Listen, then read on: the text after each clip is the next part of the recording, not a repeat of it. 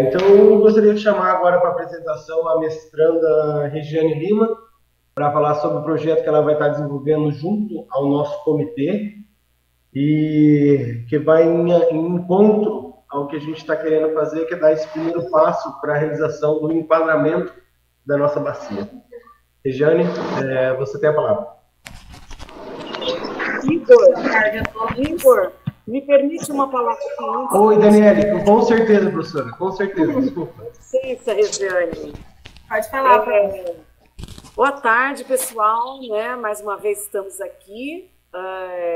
Apresentação, só para fazer uma breve introdução, né? A apresentação da Regiane é sobre o projeto de mestrado dela, que tem a ver com aquela aprovação que vocês já concordaram. A gente desenvolveu o trabalho de governança da água, né, aplicando os indicadores do Observatório de Governança com o CBH São Lourenço, né, com vocês aí. E, além disso, ela também vai apresentar mais uma parte do trabalho dela, que vai ser muito importante também para vocês, né, que é a questão do levantamento de usos da água, tá? Então, eu sou orientadora dela, somos do mestrado em Recursos Hídricos da UFMT, né, e eu deixo, então, a palavra a ela. Tá? Obrigada, boa tarde a todos. Boa tarde. Eu vou compartilhar com vocês agora a apresentação. Só mais um detalhe, o co-orientador, eu sou orientadora dela, tá? E o co-orientador é o professor Luiz Scalopi, que é também no Ministério Público, tá? Obrigada.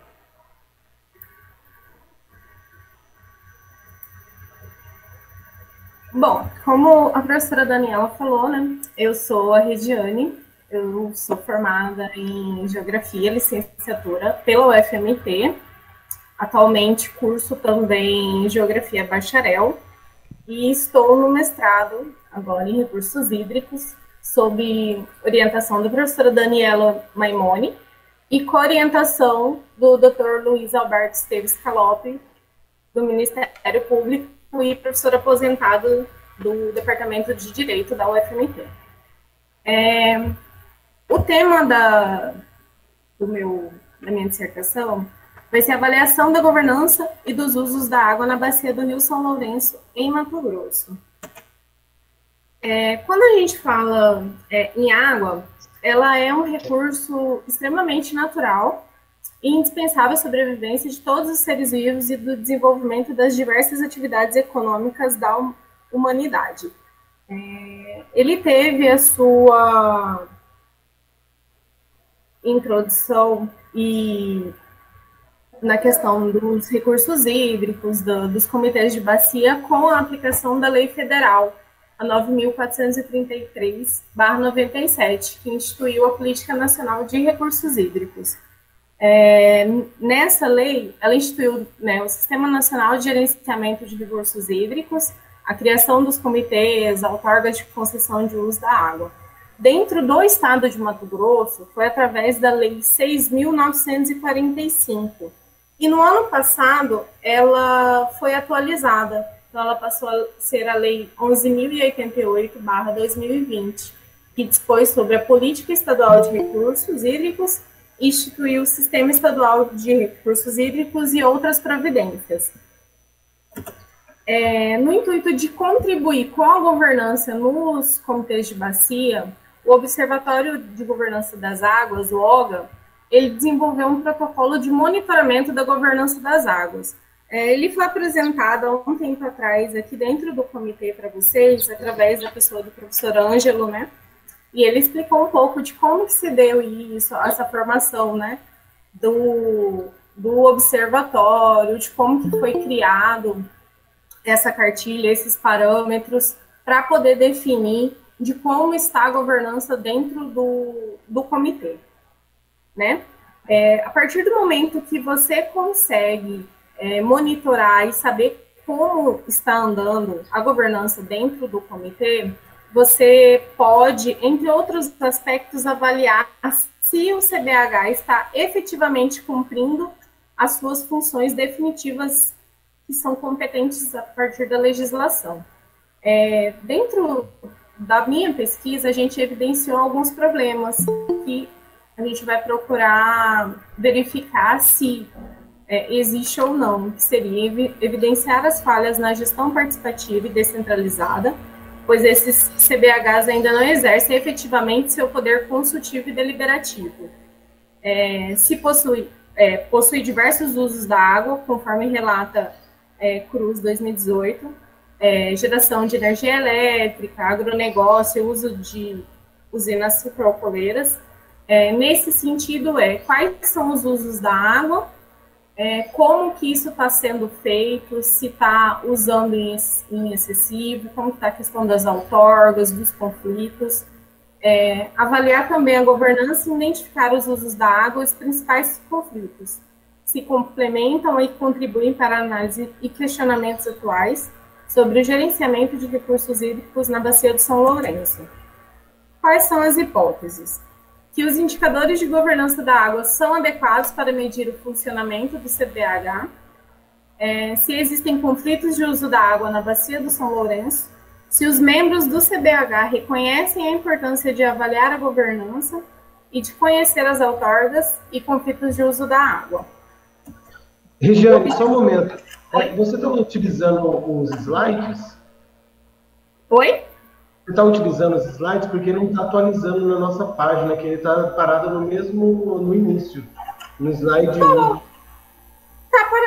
Tô passando, não está aparecendo? Agora foi. Agora foi para o objetivo geral. Agora está aparecendo? Agora tá. Tá. Desculpa interromper. Eu acho que ela tem que pôr em modo apresentação aí, senão não vai aparecer para todo mundo, vai ficar como isso.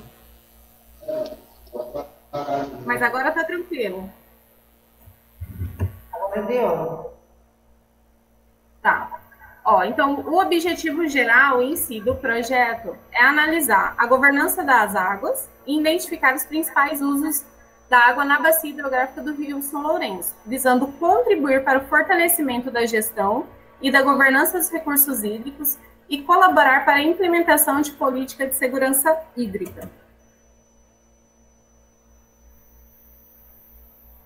Objetivo específico: avaliar a governança da água no Comitê da Bacia do São Lourenço, CBH São Lourenço, através dos indicadores do Observatório de Governança da Água, o OGA, contribuir para o fortalecimento do CBH São Lourenço, identificar e mapear os usos da água, identificar os principais potenciais conflitos de uso da água da Bacia do São Lourenço. Está aparecendo os slides? Sim. Lá embaixo, no pé da tela do PowerPoint, você tem do lado do Zoom, você tem o modo apresentação. Se você colocar em modo apresentação, ele vai ficar com tela cheia. Isso, ele fica maior. Mas eu tava assim antes e não tava passando, por isso que eu tô perguntando. Ele mudou? Tá mudando? Não, tá parado. É que talvez ela tá usando duas telas, aí ele aparece na outra tela. Não, na que tá compartilhada. Eu acho que é a internet que tá travando.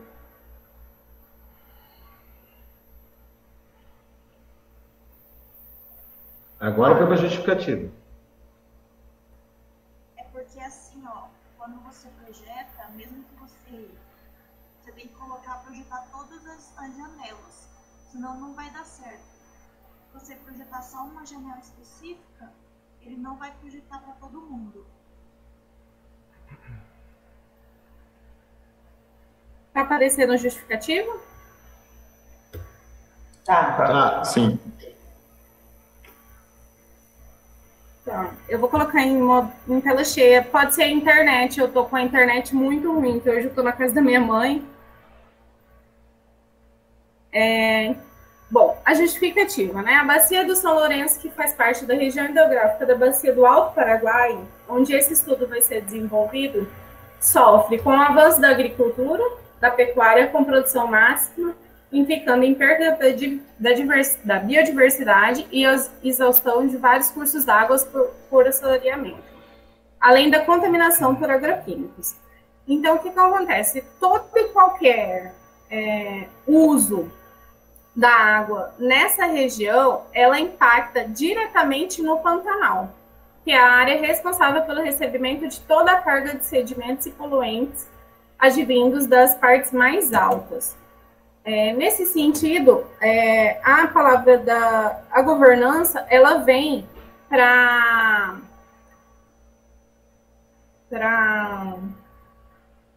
de forma resumida, dizer que envolve tanto a gestão administrativa do Estado, como a capacidade de articular e mobilizar os atores estatais e sociais para resolver os dilemas de ação coletiva.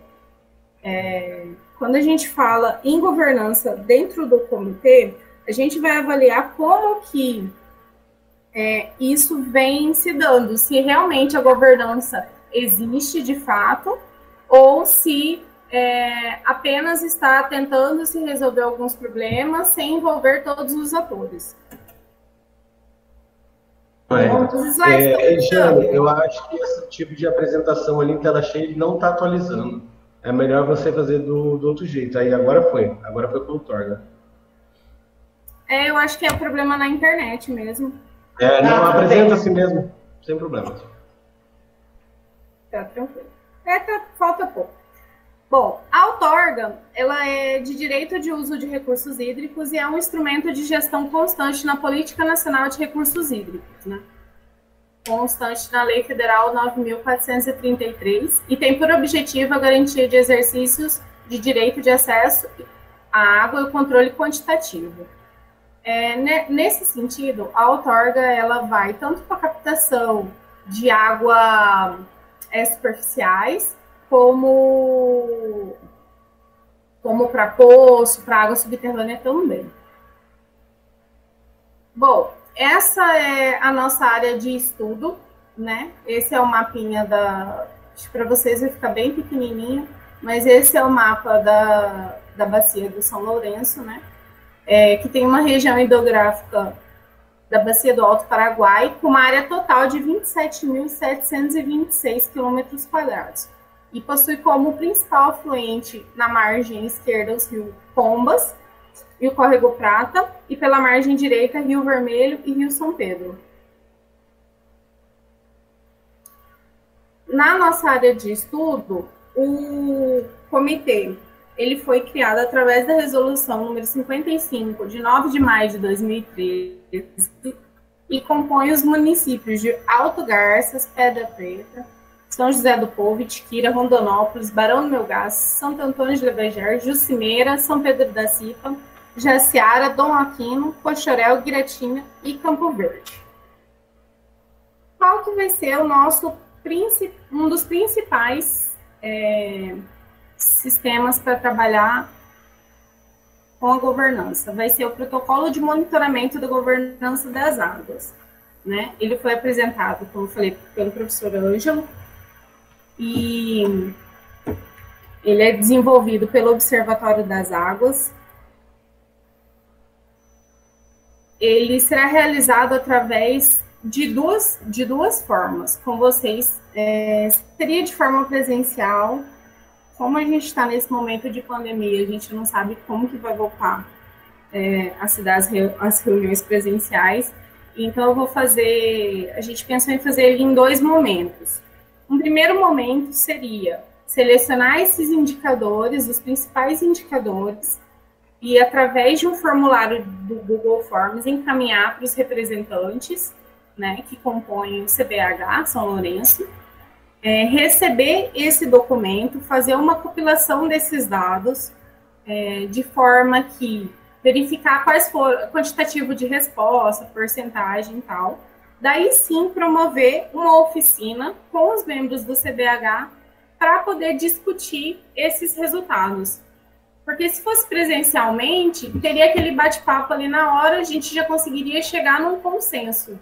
Como fica complicado também, tomaria muitas horas do dia para fazer numa reunião só, a gente pensou em fazer dessa forma. Enviar o formulário, a gente recebe esses dados, quantifica, e aí promove uma reunião, né, uma atividade só para a gente já debater, porque a gente já vai ter uma porcentagem e já fica mais fácil de ser debatido isso.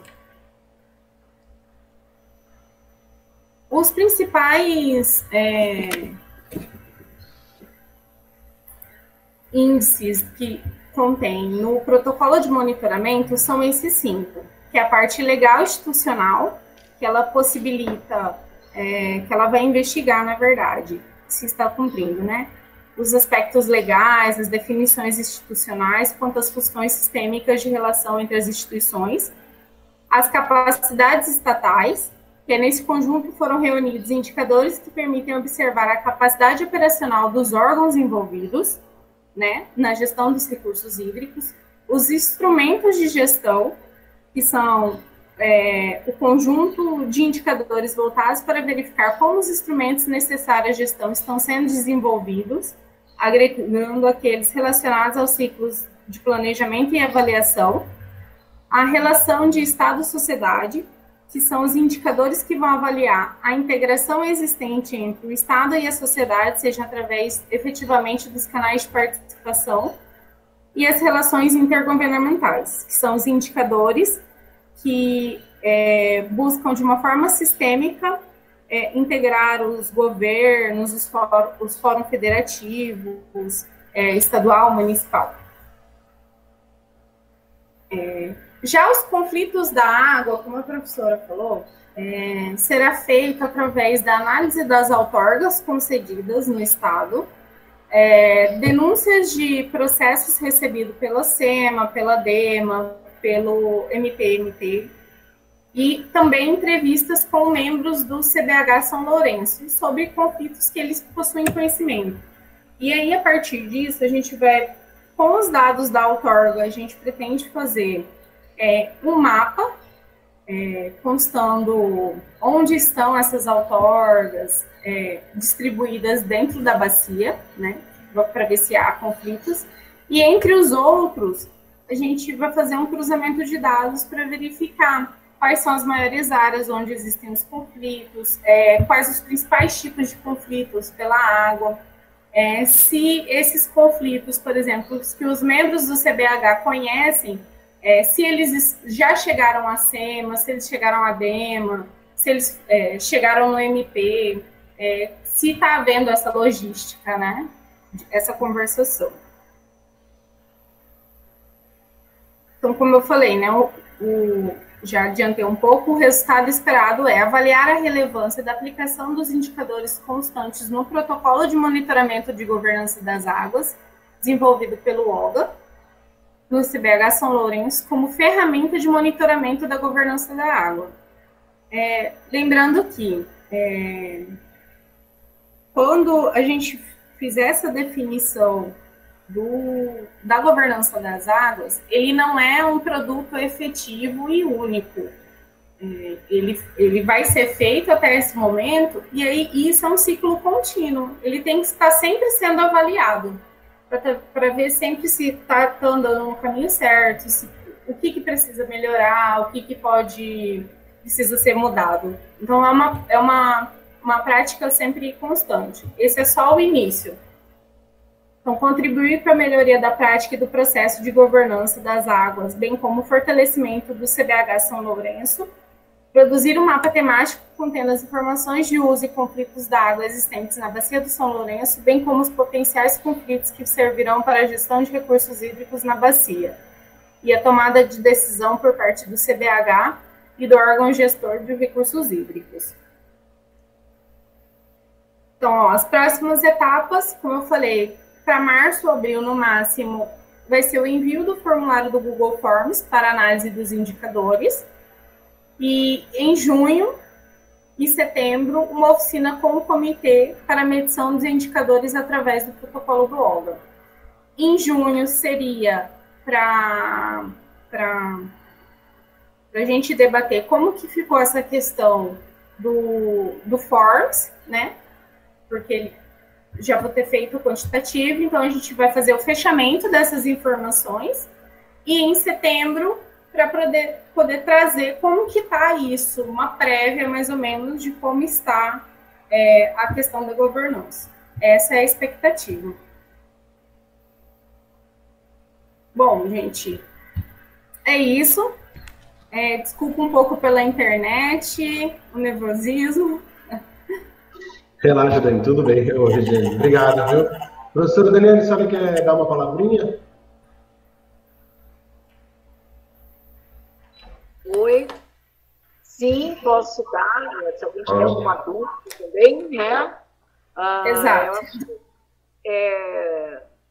O Ângelo já esteve explicando aí, eu também já falei uma palestra para vocês, falando dos indicadores, né, presencial, e agora vocês concordaram da gente desenvolver esse trabalho, né, então a Regiane está mostrando aqui como é que ela vai desenvolver, o que ela vai trazer de contribuição, que eu penso que vão ser ferramentas importantes para vocês mesmos, né, para vocês atuarem, para o CBH ficar mais ativo, realmente discutir os conflitos, os usos da água na bacia, tudo isso, né? Eu penso que é um papel muito importante do comitê, né? E ela vai estar trazendo esses dados, essa análise também, não apenas os dados, mas também analisar, fazer uma avaliação, né? Para que vocês depois deem continuidade, né? Então, eu agradeço desde já o apoio de vocês, a disponibilidade, o interesse, né, de estarem disponíveis para a gente desenvolver esse trabalho, né, sabendo da importância que vai ser para a gestão das águas, para a governança e para o próprio funcionamento do comitê, certo? Então, assim, temos um cronograma, a gente vai procurar cumprir, esperamos que com a colaboração de vocês também, né, a gente vai precisar de vocês para desenvolver o trabalho, né, então, desde já eu agradeço a todos, tá? Obrigada. Obrigado a você, professora. Alguém tem alguma dúvida sobre essa ação que nós vamos estar realizando? Eu também gostaria de falar um pouquinho. Igor. Ô, doutor Ari, tudo bem? Palavra contigo agora. Boa tarde a todos e todas. Nós estamos aqui com 24 pessoas, né? Eu só queria saber se a Mili está na reunião. Sim. Descobri aqui, que é um pouquinho diferente do Teams, estou só um pouquinho enrolado aqui, mas já vamos então. Bom, pessoal, eu só queria saber da pesquisadora e dos orientadores. Eu acho que o doutor Scalop não está aqui, somente a professora orientadora. Sim. Só o doutor não está. Não cheguei a fazer o convite formal para ele, doutora Ari. Tá, Regiane, é o seguinte. A gente sempre falou nas nossas reuniões, eu principalmente falava, sobre a cobrança pelo uso de água, né, o preço da água, né, porque a legislação anterior do Estado não previa sequer a existência das agências nas bacias hidrográficas, né, nos comitês. Então, isso dificultava sobremaneira. Com a modificação da Política Estadual de Recursos Hídricos, né, com a 11.088, passou a prever a possibilidade de se criar as agências de água, né? Então, assim, foi um avanço. Quer dizer, não foi um avanço porque avançamos para cumprirmos uma lei que é lá de trás, né, de muitos anos atrás. Né? Eu gostaria de saber se você aborda exatamente essa questão da cobrança pelo uso da água, não apenas no que se refere à outorga, que é outra coisa. A outorga pelo uso da água é outra coisa, não é o preço da água, a cobrança pelo uso da água que nós precisamos, inclusive, para pagar pelos recursos hídricos e outros valores ambientais que a gente precisa pagar por serviços ambientais, né? Essa lei recentíssima aí, eu não sei se você já aborda na sua pesquisa, que é a 14.119, né, de 2021, que é a Política Nacional de Pagamento por Serviços Ambientais. Eu não sei se é abordado já na sua pesquisa, dá tempo, inclusive, né? Vai nos ajudar bastante um horizonte na definição de como essa política de pagamento por serviço ambiental vai se desenvolver em cada comitê, não é? E é imprescindível que as agências dos comitês funcionem, não é? Para o levantamento desses recursos, para o fomento desses serviços ambientais, né? me preocupa notadamente os pequenos e médios produtores aqui da nossa região, por exemplo, está nos assentamentos e em algumas glebas aqui, seria fantástico ter recurso para sustentar os serviços ambientais que nós temos, notadamente dos pequenos e dos médios proprietários da nossa região, que é tão rica em serviços ambientais. Tá? Era só essa contribuição e essa pergunta que eu tinha. Eu gostaria que esclarecesse, por gentileza, doutor Ari, Oi. quanto a que são serviços ambientais. O que seriam serviços ambientais? A pesquisadora está pronta? Não é obrigada, é porque é um assunto muito novo. A pesquisadora está pronta para nos esclarecer, se não tiver, não tem problema, Regiane. É muito amplo, né? Regiane, você quer falar ou quer que eu fale? Pode falar primeiro, professora, eu complemento. Não tem problema nenhum, não está antenada com isso, tá, Regiane? Realmente é uma coisa muito nova. Não. Você tem ideia do finalzinho de janeiro essa lei, então não se preocupa se não tiver afiada aí, não tem problema, tá? Bom, doutora Ari, primeiramente é o seguinte, o projeto dela foi aprovado por uma banca, tem uma banca que aprova o projeto, né, da pós-graduação. Inclusive, o doutor Scalopi participou dessa banca, ele aprovou esse projeto, né? E o processo de cobrança de pagamentos ambientais é uma outra história que tem primeiro que a gente saber. Eu penso que nós estamos numa etapa anterior a isso, né? O que a Regiane está propondo é, primeiro, avaliar a governança do CBH para ver como que o CBH está, qual a maturidade, se está cumprindo o papel previsto na legislação, quais são as relações do CBH com o governo, com o órgão gestor, relações internas, com a sociedade, uma série de aspectos, né? Esse é um fator. O outro, a gente precisa primeiro saber quais as outorgas de água que a gente tem na bacia, né? Isso a SEMA tem, mas ela não tem de forma sistematizada e organizada, colocando em mapa, discutindo essas outorgas, avaliando qual outorga que tem em outros lugares ou não, e relacionando isso com os conflitos de uso da água. Então, essa é a proposta do trabalho dela, né, inicialmente. Agora, em relação a pagamento de serviço ambiental, é importante, eu não sou dessa área de pagamento de serviço ambiental, tá? Mas é importante a gente separar a diferença entre cobrança pelo uso da água com pagamento de serviço ambiental. São duas coisas muito diferentes. Primeiro que cobrança pelo uso da água é um dos instrumentos que está previsto, dos 5 instrumentos, na Lei de Recursos Hídricos, na política nacional e agora, recentemente, na política estadual também foi inserido o instrumento de cobrança pelo uso da água. Mas o processo para implantação de cobrança é um processo extremamente longo, requer um estudo aprofundado, é algo assim que eu penso que não vai ser tão cedo esse processo, né? A cobrança pelo uso da água em Mato Grosso, só de já ter mudado a legislação, já prevê a cobrança e a agência de bacia, já é importante, mas como está dizendo o João Alberto aqui, é muito complexo realizar essa cobrança. Então, eu preciso saber primeiro outorga, eu preciso fazer enquadramento, eu tenho que ter o plano da bacia. Como que eu vou fazer cobrança sem ter enquadramento, sem ter plano de bacia? Então, é fundamental que eu tenha outros instrumentos de gestão implementados para depois fazer a cobrança. De maneira geral, a cobrança é o último instrumento a ser implementado. Tá? Já o pagamento de serviço ambiental é da política ambiental em geral.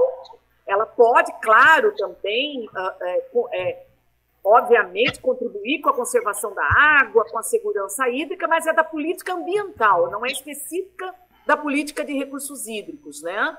E pagamento por serviços ambientais, aí você tem inúmeros serviços, né? Por exemplo, uma mata ciliar, uma reserva que é preservada, que é conservada, né? Que ali você tem polinizadores, predadores, você tem a proteção do solo, tudo isso são serviços ambientais, né? Que também é outra história super complexa. Eu não sou dessa área, tá? Só estou assim, colocando, esclarecendo alguns pontos, né? Como professora, a gente gosta de falar, até já vou terminar. Então, só para mostrar também que por que o trabalho da Regiane ainda não pode abordar a questão da cobrança. Tá bem? Espero que eu tenha esclarecido. Não sei se tem mais alguma dúvida, tá? Exatamente isso, Regiane. Antes, só para fazer um complemento, porque a colega do Conselho que perguntou a respeito dos serviços ambientais, em resumo, um pequeno produtor aqui daquela região das cachoeiras que tem aqui em Rondonópolis, como chama, pessoal? Me ajuda, já fui lá, inclusive.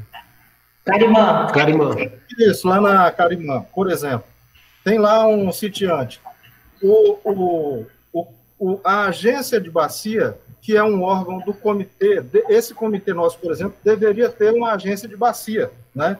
Não tinha nem lei para isso. Agora, a partir da Lei 11.088, já tem lei prevendo essa possibilidade de se criar a agência. A agência, ela define a forma, o preço, né, com a anuência de outros órgãos, e cobra pelo uso da água. Não é a simples outorga, né?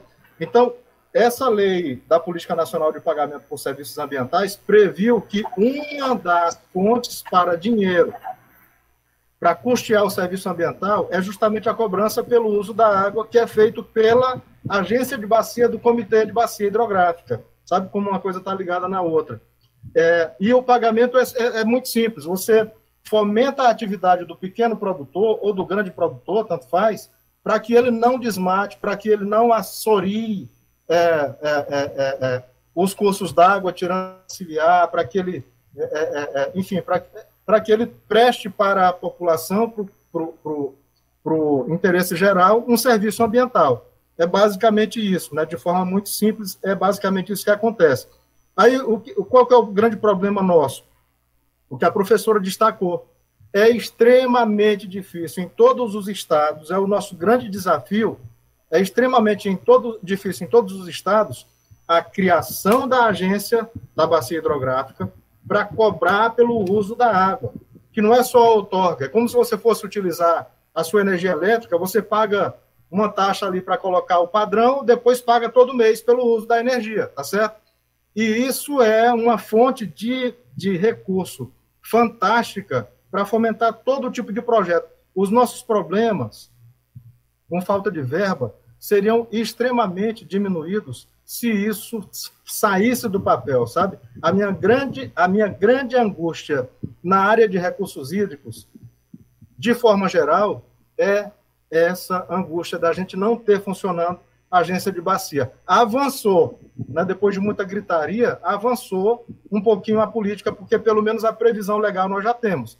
Mas a gente tem que fazer isso sair do papel, gente, porque, veja bem, me dá angústia maior do que não termos a agência, é só termos pessoas como, por exemplo, o professor Marcos, a professora Loverde, o Igor, a Regina, e esse povo todo da bacia, com o potencial que tem, com a seriedade que tem para trabalhar, não tendo esse recurso para gerir, entendeu? Essa que é a grande angústia, e o nosso grande desafio é fazer sair do papel a política de recursos hídricos tal como é, né? E com isso eu já passo para a Regiane e destaco a importância do trabalho dela, porque, de fato, se a gente não tiver o mapeamento, né, saber qual é o potencial de cada curso d'água, a gente não tem nem como cobrar. Então, o trabalho dela, de fato, é de suma importância. Só um momentinho aqui, interrompendo. Regiane, vou deixar você falar, depois a Regina quer pedir para o Eliel se pronunciar um momento sobre isso também. O superintendente aqui da SEMI estadual aqui em Rondonópolis. Não, o Eliel é de... Do Fórum Estadual de Recursos Hídricos.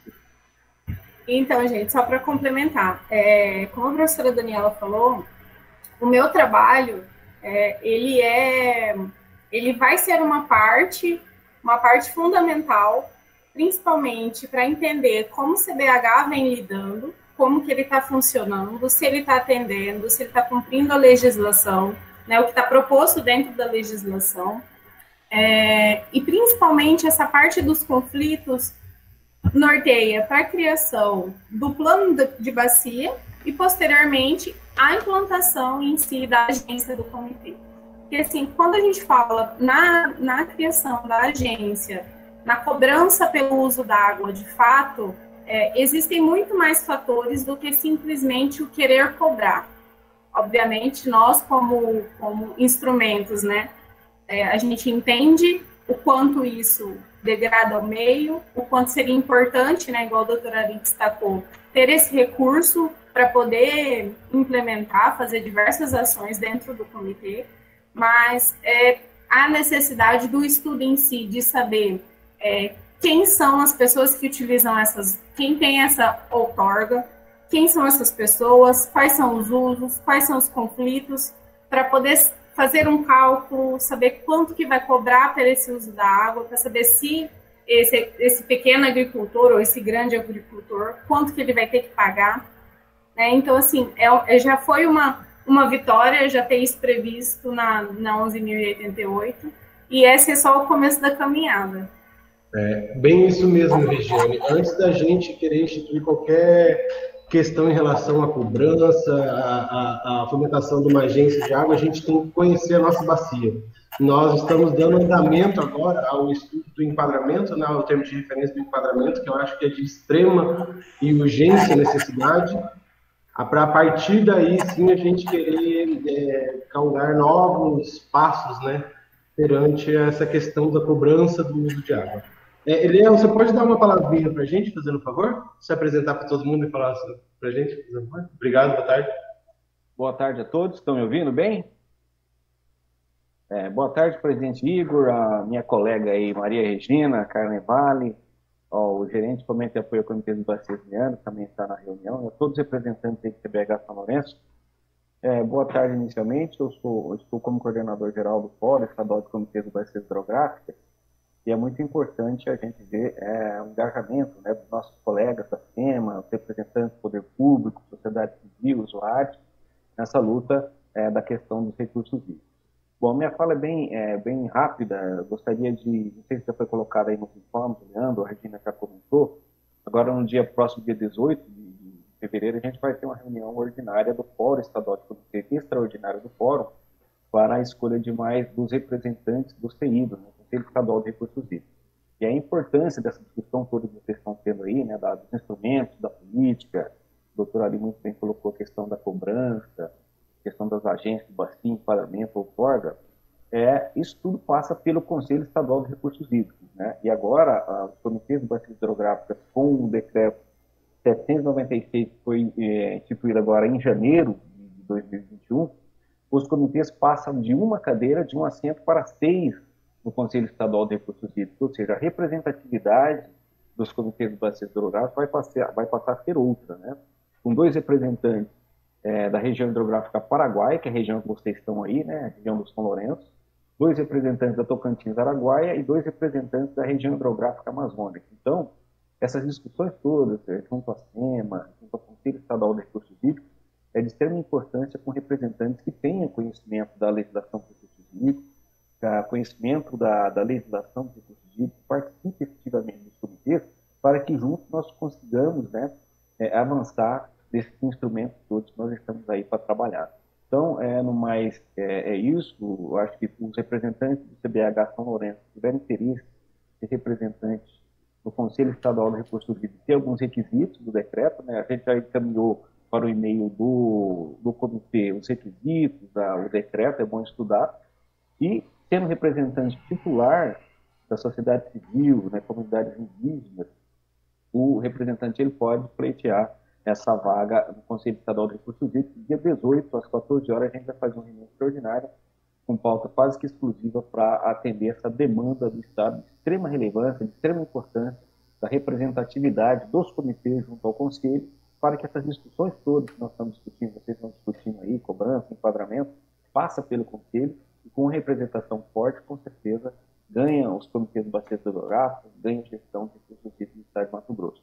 Mas gostaria de desejar uma boa continuidade de trabalho a vocês e boa tarde a todos. Valeu, Eliel, obrigado pelas palavras.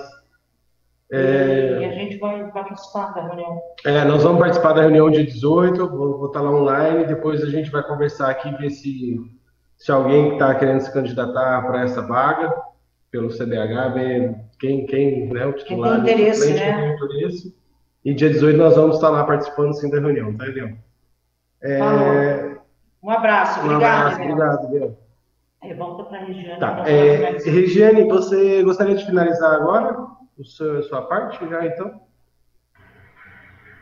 Gente, obrigada a todos, obrigada principalmente ao CBH pelo espaço.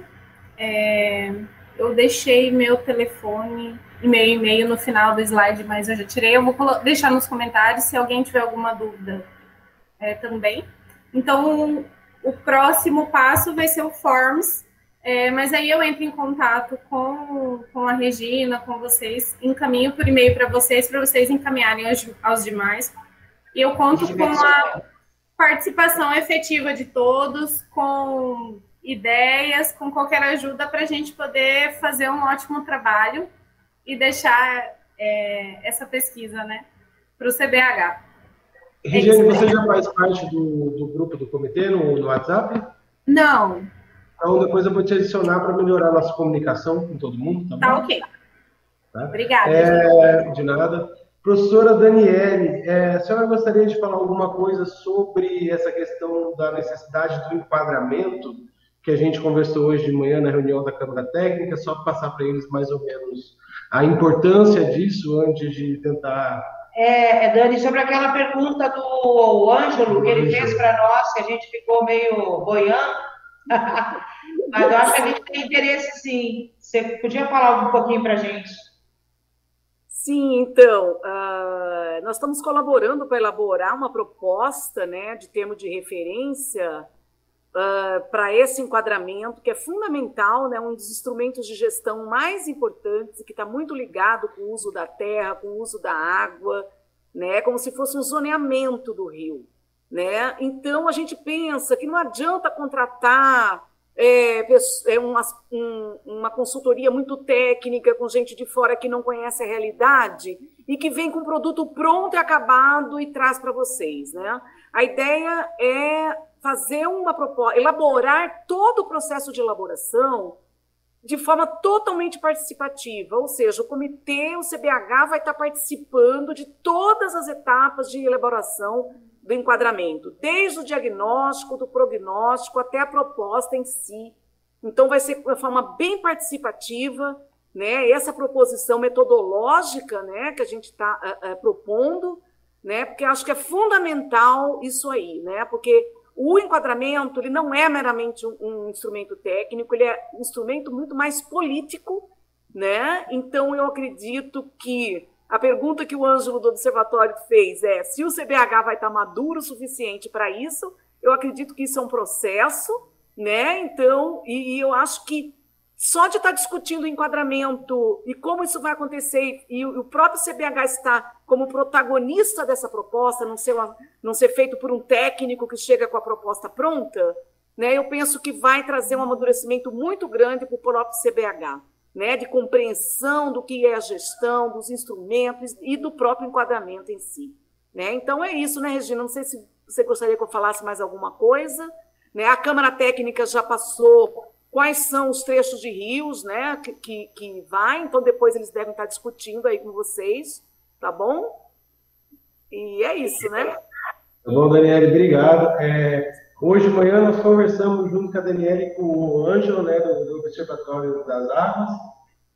Decidimos que no primeiro momento a gente vai correr atrás de 3 orçamentos para tentar pôr em prática essa questão do enquadramento da nossa bacia, e começando por alguns trechos que a gente acha que são os trechos de maior contribuição para a nossa bacia, que seria mais fácil da gente começar a trabalhar agora. No caso, seria o trecho do Rio Tadarimana, Rio Vermelho e Arareal. Né, Regina? Seriam esses 3 primeiros cursos d'água, para depois a gente estar expandindo para outros. Aí vem a necessidade de fazer modelagem numérica, todas as questões que foram definidas, conversadas hoje de manhã, nós vamos tentar elaborar um termo um TR, né, de enquadramento, e vamos disponibilizar para todos fazerem a leitura aqui do grupo antes de qualquer situação. E a gente também está conversando para a gente fazer esse projeto e pedir financiamento com a Promotoria de Justiça, que eles têm um fundo lá para projetos. Então, a gente está querendo para não deixar esfriar essa questão do enquadramento, a gente está botando para funcionar. Doutora Então, Aline, o senhor ainda está na sala?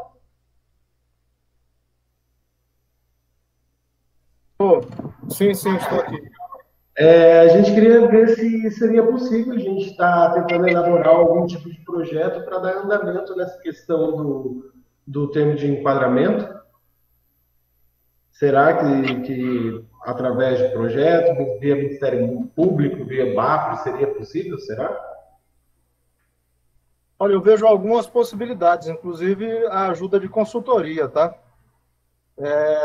Tem uma empresa aqui que provavelmente vai acabar me ajudando com a consultoria para ficar à disposição dos órgãos ambientais locais. Então, não somente na questão financeira, né? Mas eu tenho alguns processos que têm algum recurso, né? A gente só teria que ver, como a professora Daniela sugeriu, né? Fazer uma solução que seja eficiente, que seja econômica e que seja caseira, né? Porque aí eu acho que fica com a nossa cara, né? Eu estou disposto a conversar e a buscar alguma alternativa de recurso junto ao Ministério Público, os meus colegas, né, do Ministério Público Federal, do Trabalho, e eu também. Tem alguns processos que dá da gente conseguir algum recurso para fomentar essa atividade. Eu queria falar também uma coisa que a Daniela e o Ângelo, a Dani, que vem sempre falando, do nosso envolvimento enquanto Comitê de Bacias nesse trabalho. É super importante que a gente participe de tudo, de todas as atividades, das reuniões, das oficinas, porque a gente vai construir junto esse plano. Não é somente ela que vai chegar, ela e o Ângelo vão impor para nós como que deve ser. Não é assim, a gente vai discutir primeiro para a gente fazer essa formalização, entendeu? Então, a gente precisa do apoio de todo mundo, de todos os membros, todas as entidades participando com a gente nesses trabalhos, inclusive no trabalho de indicadores com a Regiane e também nesse trabalho do enquadramento, tá, pessoal? A gente pede que todos se envolvam nessas questões, tá bom? Só para complementar, inclusive o meu interesse nessa questão, e aí eu volto a bater na questão da agência de água, né? A agência de água só pode ser criada se o comitê existir, nós temos o comitê. E se houver viabilidade financeira através da cobrança pelo uso de água. Para haver essa cobrança pelo uso de água, nós temos que viabilizar o que estamos propondo agora. Tem que ser feito enquadramento, etc, etc. Né? Então, é algo urgente. Com certeza, doutora Aline. Tudo bem, pode ir. Então, tudo bem, Dani, muito obrigado. Regiane, obrigada. Eu peço licença a todos, então. Obrigada aí pela oportunidade, pelo espaço. Até logo. Obrigado, Obrigada. Tá. Obrigada. Seguindo aqui a nossa pauta, agora nós vamos falar sobre a alteração do regimento interno.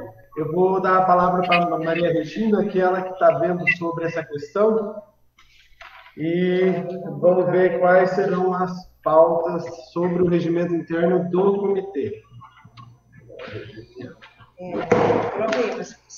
A gente vai colocar a apresentação, tá, pessoal? O regimento para vocês acompanhando aqui, o que a gente vai discutir. Bom, enquanto isso, na nossa última reunião extraordinária, a gente ficou esperando um tempão aqui por causa do quórum, né? Que a gente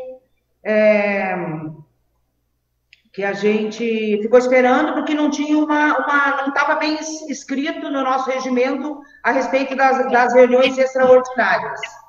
Então, eu achei por bem a gente já falar agora na nossa primeira reunião, capítulo 8, pode baixar. Aqui, ó, capítulo 8. Tá? Então, é o seguinte, no capítulo 8, que fala das reuniões de plenária... Pode subir. Não, calma, você não quer capítulo 8? Então... Está no 5. Então, é o 8 que é. Está no 5. Então, deixa eu colocar aqui para mim. Então, 7, 8. Aqui. É do 7, desculpa. 7, Igor. Já tá, você tem.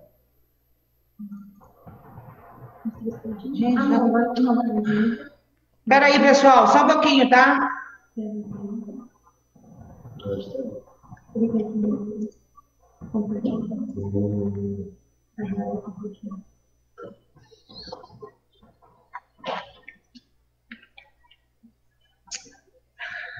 No 7. Tá?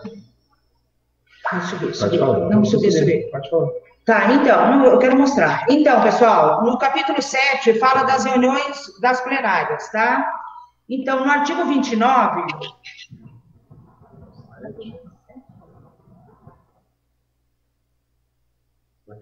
Aqui, então, capítulo 7 das reuniões plenárias. Artigo 29 fala, a plenária do comitê reunir-se-á ordinariamente, é o que a gente faz, né? A cada trimestre, em data, local e hora fixados, com antecedência mínima de 20 dias, desculpa, corridos pela Secretaria.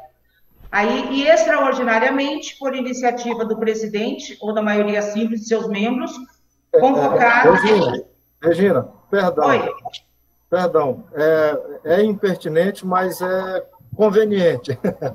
Só uma coisinha bem rápida, Regina, por favor, porque talvez daqui a pouco eu tenha que começar uma outra audiência, e só fazendo um pedido aqui que talvez vá nos ajudar naquela questão anterior dos recursos para o trabalho que a gente tem que fazer, tá? Sim, tudo bem. Eu gostaria só de pedir para o Igor e para o Reginaldo priorizarem o pedido do professor Domingos, lá da UFR, porque nós fizemos uma coleta numa grande empresa ontem que provavelmente vai dar uma poluição de um córrego nosso. Eles estão jogando água servida em drenagem de água de chuva. E isso já rendeu um acordo ano passado de mais de 30 milhões com uma outra empresa. Né? Então, talvez esse também dê um acordo não tão grande quanto esse, né?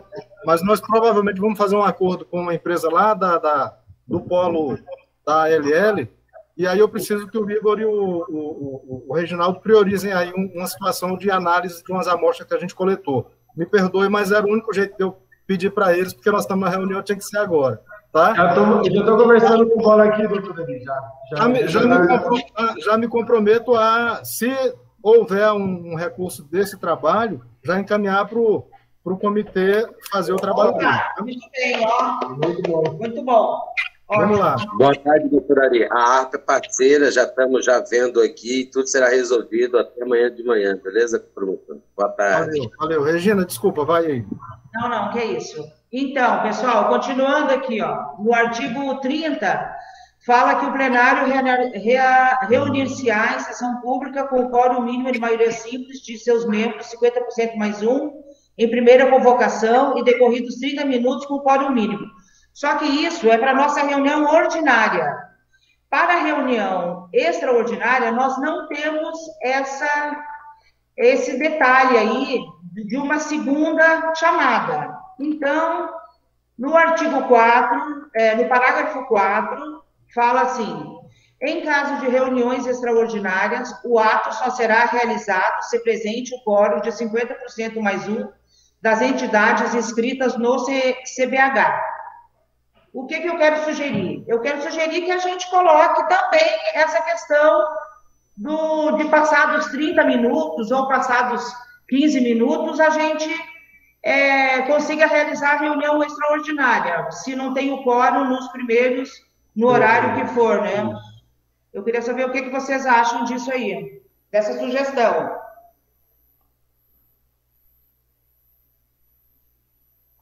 Alguém tem alguma coisa para se posicionar?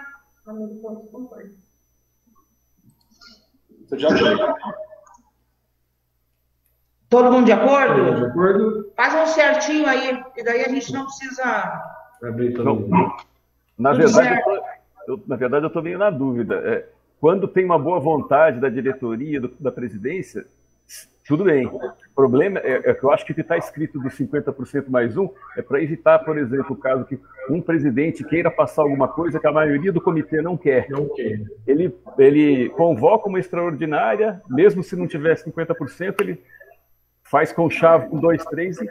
Mas aí uma coisa que a gente está uma coisa que a gente está pensando que a gente não está fazendo, professor, é a leitura da ata, porque isso está no nosso regimento interno, a gente vai discutir agora, nós vamos voltar com a leitura da ata e a aprovação. Caso seja feita a extraordinária e na ata não seja aprovada, então a reunião ela é caída por baixo, né? Tá, bom. Então é uma coisa que a gente consegue revogar caso ele mecanismo de aprovação ou não, aí. Isso. É que geralmente a extraordinária a gente marca devido ao caráter urgente, né? Então, geralmente é para definir coisas necessárias. Se a gente não tem um quórum mínimo, a gente não consegue decidir isso. Pois é, porque... Mas a gente faz essa extraordinária e depois a gente... Não dá conta? Não, se a gente faz essa extraordinária e depois coloca a ata para leitura e aprovação de todo mundo, aí eu acho que a gente perde menos tempo do que tendo que marcar outra reunião, entendeu? É só uma sugestão também, você pode marcar que a extraordinária nunca é deliberativa. Entendi. Pode ser também. Ah, tá. Fica melhor. Pode ser melhor também, isso é verdade. Não ser deliberativo? Não ser deliberativo, apenas consultivo e depois na ordinária a gente pega. Mas é ruim, porque quando a gente precisar... mas eu acho que não cabe, Eduardo, porque quando a gente precisar definir, por exemplo, a última reunião nossa extraordinária do ano passado, a gente definiu várias coisas, aprovamos várias coisas. E se a gente não tivesse feito, a gente ia ficar sem certificação. Mas ela tinha quórum de 50% mais um. Ela teve. Aí ela pode ser deliberativa, aí sem problema. Ela não é deliberativa. É bom que a gente já coloca. Deixa o Leandro falar alguma coisa. Leandro, você quer falar alguma coisa sobre isso? Boa tarde a todos e a todas. Referente a isso, não, mas já aproveitando essa discussão que envolve a atualização do regimento interno e considerando a atualização da política de recursos hídricos que aconteceu ano passado, fazer atualização no texto quando menciona a antiga lei de recursos hídricos e atualizar a passagem por essa lei 11.088 para atualizar esses itens do regimento interno.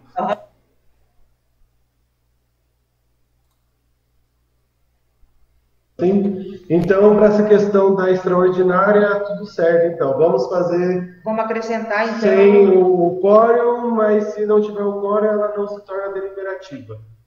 Tá? Vamos colocar essa questão aí que eu acho que é importante. É isso mesmo?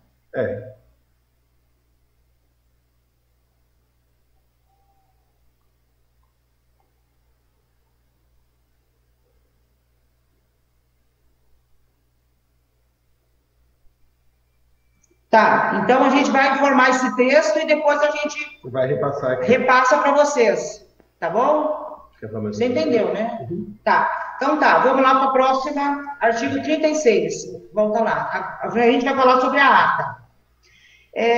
A questão da ata é o seguinte, quando artigo 36, a gente faz as atas. Eu, pelo menos, que faço a maioria das atas, eu e a Axis, agora que ela está me ajudando bastante, a gente gostaria que as pessoas lessem as atas. Porque, às vezes, a gente escreve a ata e ninguém lê, e aí a gente não sabe se está certo, se está errado, entendeu? Então, e na época do João Fernando, quando ele foi presidente, ele tirou essa parte da ata, da leitura das atas. E eu acho que ficou errado, porque a gente... continuou trabalhando de forma errada. Olha só, o artigo 36. As atas deverão ser redigidas de forma sucinta, aprovadas pelo plenário e assinadas pelos membros presentes e encaminhadas ao setor competente do órgão coordenador gestor, que é o que a gente faz sempre. Só que, assim, eu achava importante a gente colocar essa ata de volta nas nossas reuniões, para a leitura das atas. Porque eu não me sinto à vontade de fazer uma ata onde ninguém se pronuncia e outra. O que ficou combinado na época do João foi o seguinte, que a gente ia fazer a ata, mandava por e-mail para todo mundo se pronunciar. Só que não existe esse pronunciamento. No máximo, uma pessoa, duas pessoas se pronunciam a respeito da ata. Então, não interessa se a ata é grande, é pequena, é curta, é grossa, não interessa. A ata, ela é para ser lida, com 5, 10, 15 páginas, não interessa. Embora as minhas atas nunca foram assim, entendeu? Eu não sei escrever sucintamente, eu escrevo o que está acontecendo. Se tiver outra pessoa para fazer esse papel, tudo bem, pode se oferecer, que eu não me importo, não. Mas, assim, eu acho importante a gente voltar com as leituras das atas. Agora, gostaria de ver a opinião de vocês. Olha, Regina, eu leio as atas toda vez. Sim, isso. O senhor, eu vou deixar bem claro, o senhor é um dos únicos. Mas eu acho que a ata é muito bem elaborada, para mim está de bom tamanho, dessa forma. E tenho lido, eu acho que é isso mesmo. E concordo que ela tem que ser lida na outra reunião para que haja aprovação. É isso mesmo, para ser aprovada, porque afinal a gente faz a ata para quê? Para simplesmente, vai que eu faço a ata está toda errada, e aí vai publicado, e aí o povo fica falando, essa ata não está certa, não sei o quê. Então, eu não quero que aconteça isso. Regina, no início das reuniões não teria como fazer essa leitura dessa Pois ata? é, mas isso já é de praxe, gente. Desde o nosso primeiro mês. Mesmo todo online. o comitê de bacia faz isso, porque eu não sei por que o nosso não faz. Quer dizer, nós fazíamos, tá, gente? Nós fazíamos, a gente sempre leu as atas. Aí o presidente antigo achou por bem tirar as atas e ficou agora sem ata. Mas eu voto a favor, tá? De voltar as atas para a leitura. Também concordo com isso, porque muitas vezes a interpretação que a gente discute aí na reunião está de um jeito e é passado para o papel de outro jeito. De outro jeito, então, isso aí. Tudo bem, tá bom. Mais alguém quer se pronunciar a respeito? Regina, eu gostaria de falar também um pouquinho sobre isso, com a experiência vivenciada por outros comitês de bacias aqui no Estado, que é comum os demais comitês enviarem, junto com a carta convocatória, os documentos que vão compor a pauta, né? A pauta da reunião. Então, junto com, vamos supor, a atualização do regimento interno, enviaria também a ata relatando as discussões da última reunião. E aí vocês procederiam com a leitura da ata, uma das pautas da reunião. Então é comum mesmo ter a leitura da ata no começo da reunião e o envio junto com a carta convocatória. Aí depende de cada um dos comitês. Tem comitê que define que esse documento tem que ser encaminhado com pelo menos 10 dias de antecedência da reunião ou 15 dias. Mas, via de regra, os comitês encaminham, sim, essa a contribuição. Obrigado. É isso aí. A gente encaminha a carta convocatória, mas agora, com essa atualização do regimento, a gente vai enviar para todo mundo por e-mail, para vocês lerem e confirmarem, tá? E se aceita ou não, se está certo ou não, tá bom? Então, sobre a ata, a gente pode voltar ela para nossas reuniões, né? A leitura da ata. Todo mundo de acordo? Tá? Oi? O pessoal está mandando mensagem. Tá. Outro ponto. Outra questão do regimento interno. Tá. Outro ponto sobre o regimento interno é no artigo 37, que é sobre o processo de desligamento. É o seguinte, nós temos várias entidades representantes do comitê que não aparecem no nosso comitê, entendeu? Não tem participação nenhuma. Inclusive, eu gostaria de propor alteração nesse artigo 37 aqui, ó. Porque aqui a gente está dando muita chance para eles. E eles, mesmo assim, eles não participam de jeito nenhum, não tem interesse nenhum em participar. Então, eu acho que a gente precisa, inclusive, para a próxima eleição, a gente precisa ver certinho essas entidades novamente.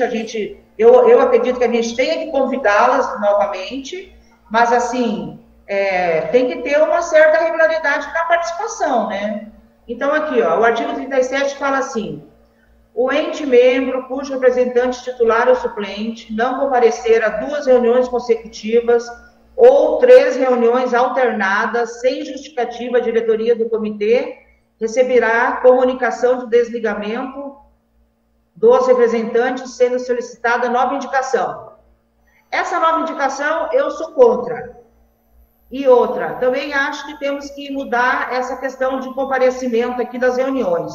Ou não comparecer a 2 consecutivas, ou essas outras 3 alternadas aqui também não resolve, porque que graça tem que, eu acho, participar sempre. Se o titular não participa, o suplente participa, entendeu? Eu acho dessa forma.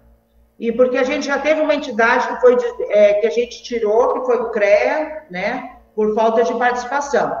Só que aí a gente fez tudo que falou aqui. A gente entrou em contato com eles retornaram o ofício, mas retornaram depois do prazo, então eles caíram fora do nosso comitê, tá? Então eu queria saber da opinião de vocês.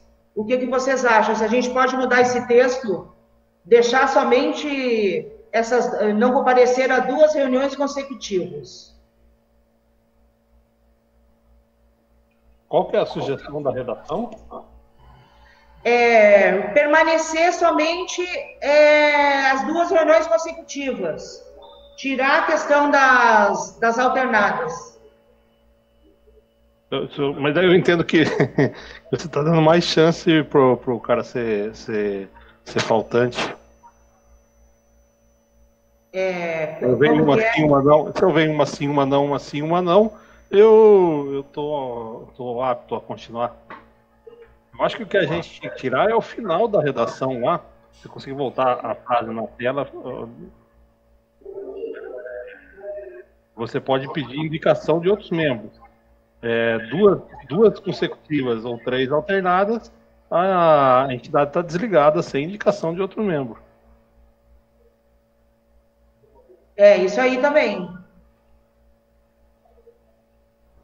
Regina, não seria melhor fazer isso, por exemplo? A entidade que não participa de 2 reuniões é porque ela não tem interesse algum em participar. Se a gente estabelecesse aí, por exemplo, isso dentro do ano, por exemplo, nós temos quantas reuniões no ano? São 4 reuniões. Se faltar metade, né, estabelecer por um ano, né? Senão ele fica esse negócio de alternar, né? Por exemplo, se ele falta 2 reuniões no ano, ele já perdeu a metade. Acho que Pois é, então. Regina, eu acho que devia ter alguma coisa em relação às extraordinárias também. A minha imagem aqui parou, meu vídeo parou de funcionar. Mas por essa falta em relação às extraordinárias também. Porque a gente está tendo muita tarefa, muito trabalho e várias reuniões extraordinárias acontecendo, né? Eu acho que o texto devia abranger alguma coisa referente a isso daí também. A participação mais ativa, inclusive, nas extraordinárias. A não ser que venha justificado, né? Sim.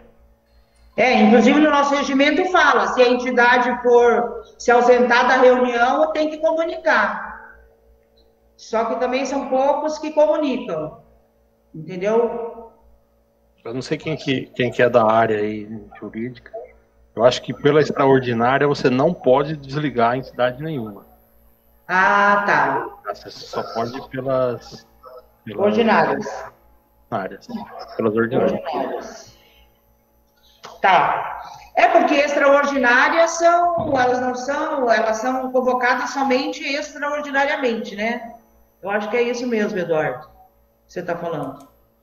Então, eu acho que a gente podia colocar assim, se o ente membro cujo representante titular ou suplente não comparecer a 2 reuniões consecutivas, receberá comunicação do desligamento dos representantes, sendo solicitada nova indicação. O que vocês acham? Tirar essas 3 reuniões alternadas. Porque antes, nós tínhamos 5 reuniões. E agora foram diminuídas. Agora a gente só tem 4. O que vocês acham? Eu tiraria também o final, de sendo solicitado nova indicação. Ah, boa, isso também acho. Aham. Regina, eu tiraria também os consecutivos, viu? Porque tem a chance de justificar. 2 reuniões do ano. Se faltar 2 reuniões, tiraria o consecutivo. E porque a entidade ela tem possibilidade de se justificar. Então, 2 reuniões anuais, né? 2 reuniões anuais. Não comparecer a 2 reuniões anuais. Por mim, sim. Concordo também. Ah, mas, gente, o cara vai aparecer numa no início e outra no final. 2 reuniões. Aí ele já perdeu 2, aí já está fora. Se faltar 2, já sai fora. Pois é. E aí? Ah, mas se for no anual, por exemplo, se ele comparece uma no início, outra no final, ele já perdeu. Pois é, já perdeu tudo. Mas eu acho que foi justo, são só 4. São 4. Mas eu acho que é o justo, então, ou a gente colocaria, não, não, é isso mesmo. Então, vamos ver como vai ficar. Ó, o ente membro cujo representante titular ou suplente não comparecer a 2 reuniões ordinárias, então, né? O que vocês acham? A 2 reuniões ordinárias. Ok. Ordinárias, sem justificativa, a diretoria do comitê receberá a comunicação do desligamento dos representantes. Ponto. Ok. Porque aí tem que colocar o período, né? Das reuniões ordinárias num ano, é isso? Você não pode ser em 5 anos, 10 anos. 2 reuniões ordinárias anuais. Isso. E a diretoria da entidade, Regina, se for a diretoria do comitê, receberia o comunicado, a diretoria da entidade receberá o comunicado do documento, né? Ah, aqui ficou errado. Ah, boa, hein, Marcos? Tá, tudo bem. Diretoria da entidade representante, né? Tá, tudo bem. Tá bom, então. Então, fica assim.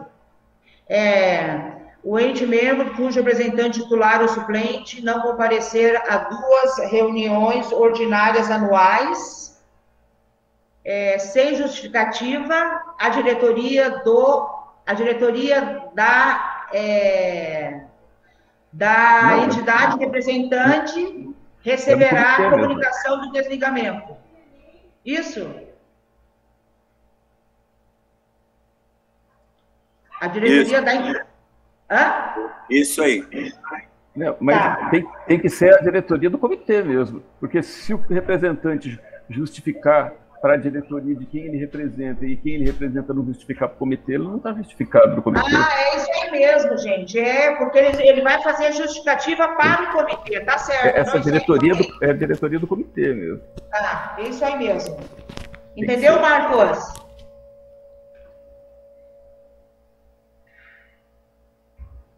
Marcos, da Caer, entendeu? Regina, eu tô tentando ler aqui, mas a letra está pequenininha demais. Na frente da diretoria aí, ele tá aziado, então para a diretoria do comitê. Esse A é com crase, né? É isso. É porque ele tá pequenininho aqui, todo mundo tá querendo buscar a crase aqui. Mas, assim, a gente vai alterar e nós vamos encaminhar para vocês, tá? Aí o que a gente vai fazer também, vai dar atenção no que o Leandro comentou a respeito da nossa lei nova, tá? E aí a gente encaminha para vocês. Mais tardar, daqui uns dias, daqui uns 10 dias, 15 dias, a gente encaminha para vocês com todas essas alterações. Tá bom? Ok. Então tá. Igor. Então, dando prosseguimento então à nossa pauta, a gente já falou sobre o plano nosso trabalho. Eu vou pegar. A gente já falou então sobre, apresentou o projeto da mestranda, alteração do regimento interno, que acabamos de falar. Sobre enquadramento também, a gente já repassou para vocês o que a gente conversou com a Dani, com a Daniela. E agora a gente vai colocar a respeito do plano anual de trabalho. Se alguém tem alguma que queira fazer alguma alteração no nosso plano anual de trabalho, se quer sugerir Não é 21, né? Pois é. Se quer... não vai ser não. Se quer sugerir alguma alteração. 21? Uhum. Não, achei ele aí, não tá aí o do 21? Não tem que estar. Não, tá 2020. Mas é para 2021, Igor, que a gente tem que fazer. É só um pouquinho, tá, pessoal, que a gente está localizando aqui. Não tá lá no Drive? Não. No Drive a gente não colocou isso. A gente mandou. Pesquisa aí, então. Põe aqui, 2021. Ok, não apareceu. Mas, gente, a gente colocou tanta coisa nesse Drive, agora não tá aí. Não, aqueles lá não foi isso. Modelo, pelo daqui você pegou antes. Eu coloquei aqui, ó. Põe aí, plano de trabalho 2021. Põe aí, trabalho 2021. Plano de trabalho. Não, você não vai aparecer. Se não tiver trabalho, não vai aparecer plano. Plano de trabalho. Aí. 2018. Mas, gente, que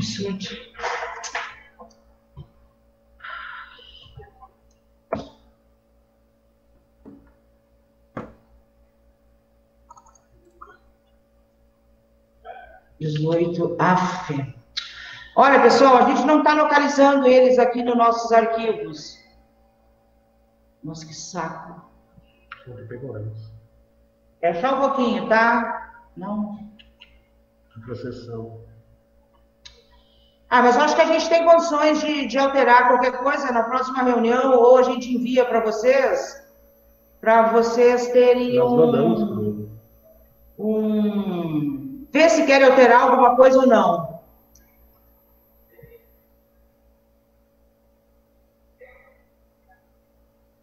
Nossa Senhora. De comunicação, sim. Tá. Bom, pessoal, vai furar, tá? A gente não está localizando aqui o plano de trabalho, tá? Anual. Mas a gente vai enviar para vocês e aí vocês dão uma olhada se vocês querem alterar alguma coisa ou não. Tá bom? Agora, referente aos informes gerais. Aos informes gerais. Sobre o projeto do Arareal, a Alessandra da OSC Arareal lá está presente. Alessandra, você gostaria de falar alguma coisa? Como está o andamento dos projetos? Oi, pessoal. Estão me escutando? O projeto ele retomou já.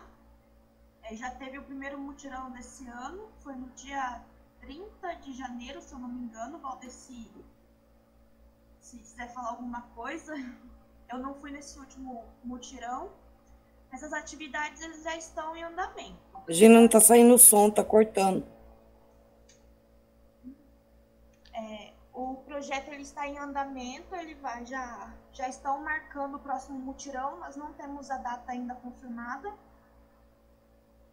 Acho que não tem muito o que falar. O Valdeci está aí, quiser falar alguma coisa. Você já tem outra data em mente, Alexandra? Ainda não foi marcada. Tá, porque a gente precisa finalizar aquela nossa proposta de trabalho que a gente fez com o professor Marcos, com o Marcos da Empaer, lembra? Lembro. A gente quer voltar lá para finalizar, para fazer aquela atividade. Se eu não me engano, o pessoal vai marcar essa semana, aí eu já passo para você. Ah, legal. Aí a gente faz o convite para todos. Tá. Tá bom? Tá, o Valdeci quer falar alguma coisa? Hein, Igor? Eu não entendi a sua pergunta. Você poderia responder? Perguntar novamente? Qual a pergunta, Valdeci? Essa que você fez para ali, ela falou que não tinha dúvida. Não, era só sobre... Você falou que o professor Marcos ia voltar. Oi?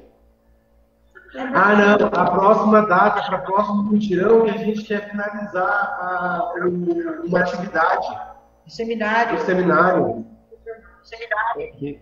Ah, tá, para o seminário. Isso. Então, com relação às atividades na comunidade do Bananal, eu estive lá na semana que antecedeu o mutirão para a gente fazer a marcação das curvas de nível. Eu estive lá com o levantamento, a gente demarcou, e agora, para a semana que vem, assim, a liberação do tensor que a gente está alocando para levar para fazer o levantamento. A gente acabou fazendo essa atividade fora do mutirão em função da demanda de que seria necessário para o levantamento. Então, já foram feitas as demarcações e na semana, realmente, não teve um mutirão e as atividades já foram retomadas, né, com o mutirão, e agora, provavelmente, nesses próximos 15 dias, a gente deve marcar a data. Inclusive, o pessoal do próximo mutirão. A gente está alinhavando aqui, junto com os demais membros, para a gente conseguir essa para vocês. E com relação à atividade do Promarcos, eu não sei se a gente vai fazer ela junto, mas vai fazer uma atividade à parte, provavelmente à parte, né? Porque vai precisar da presença da comunidade para participando das oficinas, não sei.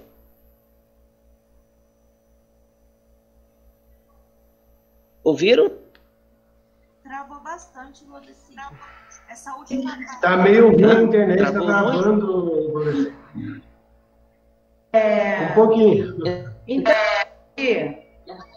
Valdeci, a gente queria ver, então, com você, que você conversar com a professora Simone, sobre a gente fazer essa atividade lá, que era a oficina de enquadramento, né, que a gente quer fazer com o pessoal lá. Então, podia ver com ela uma data para ela sugerir, ou a gente coloca no grupo um dia, para a gente ir lá finalizar o nosso seminário. Então, eu acho que assim... Tá péssima a internet, está cortando. Acho que ela não... Talvez esteja pensando numa data para combinar com a comunidade independente dos mutirões. Eu acho que poderia ser junto, porque assim, é uma prática que eu acredito que pela manhã a gente consiga fazer. Umas 2, 3 horas a gente consiga fazer. Aí depois eu pode ir para as práticas. Teve uma data de vocês que tem a possibilidade de estar associando e não. Bom, a gente vai ver uma data, a gente vai conversar com o professor Marcos para a gente combinar uma data e aí a gente repassa para vocês, tá bom?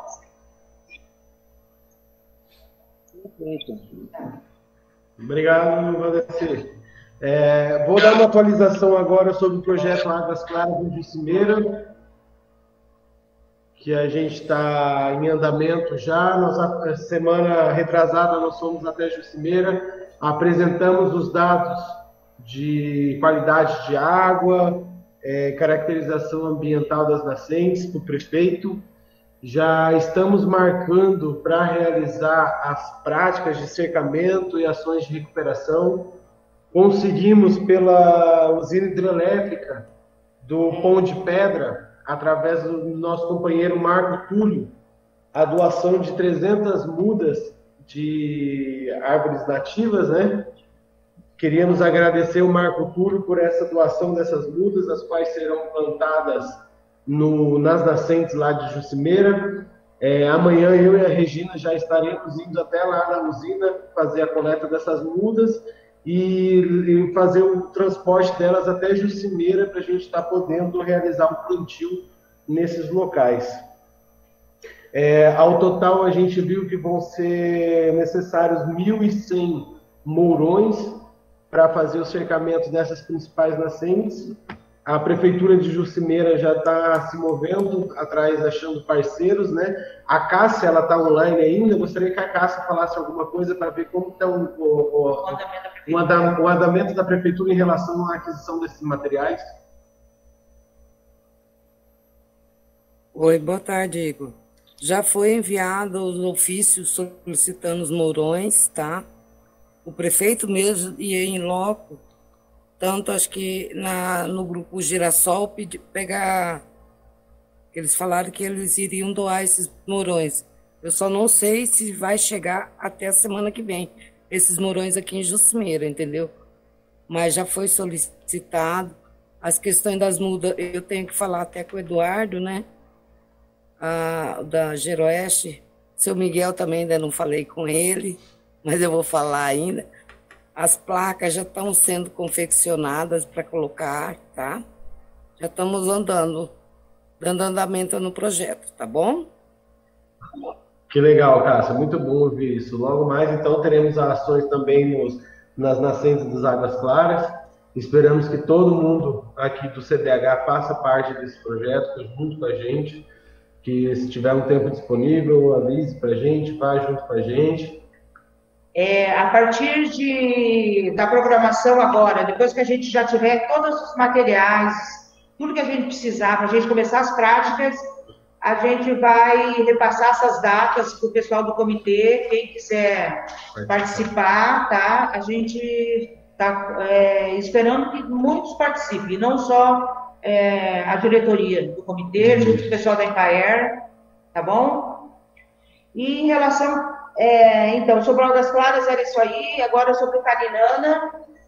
Sobre o Caninana é um projeto que a gente já iniciou em 2017 lá na bacia do Caninana. A gente fez um seminário de 2 dias que foi excelente. Iniciamos com 2 intervenções em 2 nascentes e aí fomos acompanhando ao longo dos anos o desenvolvimento dessas intervenções, né, nas 2 nascentes. Mas também não foram feitos mais nenhum trabalho. Uma porque eu fiquei sozinha praticamente aqui na DUT para mim conseguir trabalhar com os comitês. Eu não dirigia os carros, eu não tinha como sair, eu sempre estava dependendo de outras pessoas. Mas agora eu passo até a marcha na quinta, vou na sexta também, eu tô fera. Então agora ninguém me segura, viu, Leandro? Ninguém me segura mais. E enquanto a Sena me der o carro, eu tô indo, tá? Para a gente trabalhar. E aí a Carmencita está aí, participando da nossa reunião. A gente vai continuar continuar trabalhando com ela lá. E ela também, eu quero passar a palavra para ela, porque ela tem umas denúncias para fazer para a gente e para ver uma posição do comitê em relação ao problema que ela vai falar para a gente aí, que é corriqueiro. Todo ano a gente tem esses problemas com agrotóxico, com as pulverizações aéreas, afetando todo mundo. Rio, gente, animal, entendeu? Então, a Carmencita, eu vou passar a palavra para ela expor os problemas que ela está enfrentando lá no município. Boa tarde a todos. Na verdade, nós precisamos deixar a timidez, não é, Regina? Um pouco de lado e chegar mais junto dos nossos produtores e agricultores, convidando eles para uma responsabilidade ambiental.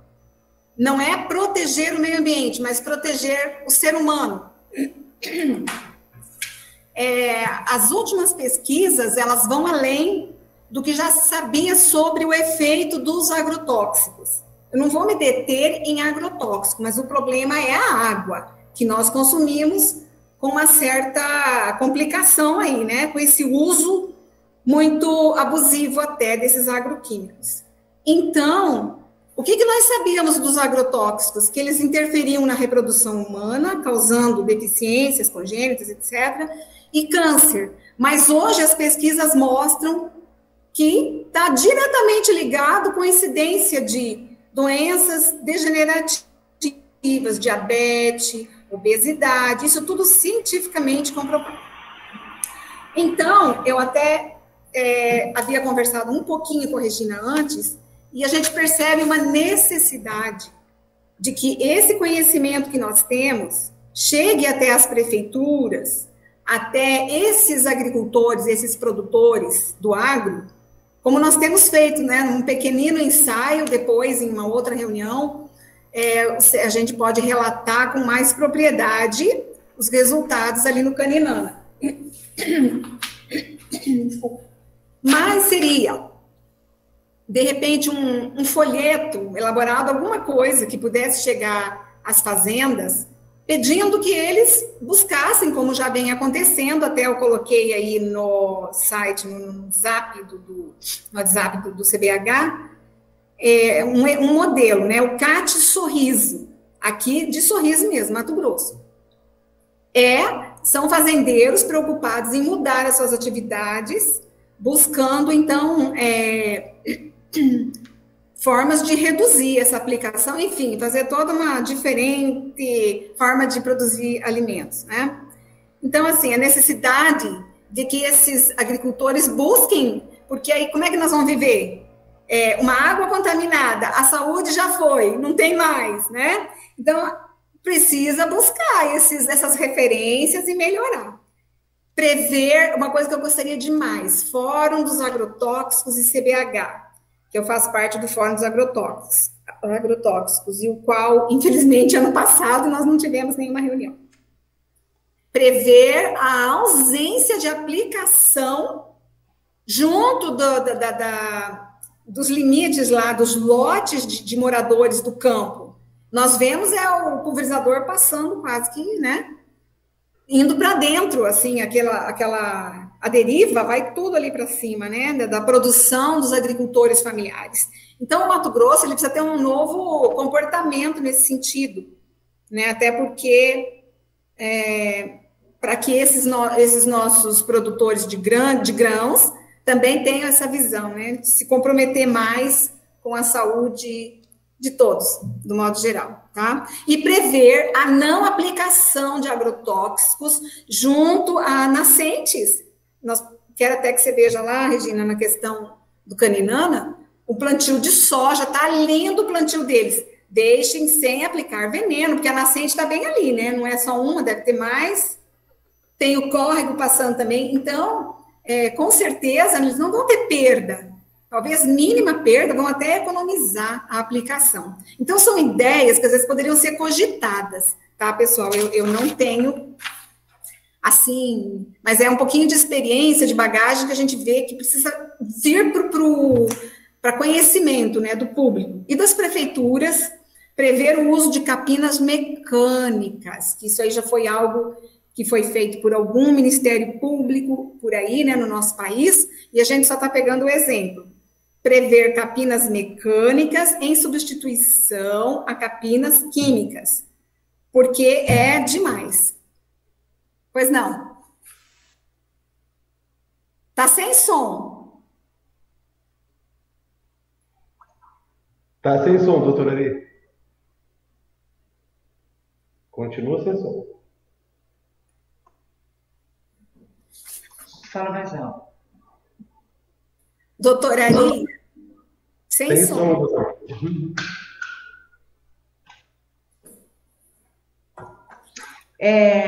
Enquanto o doutor Ari tenta entrar aí,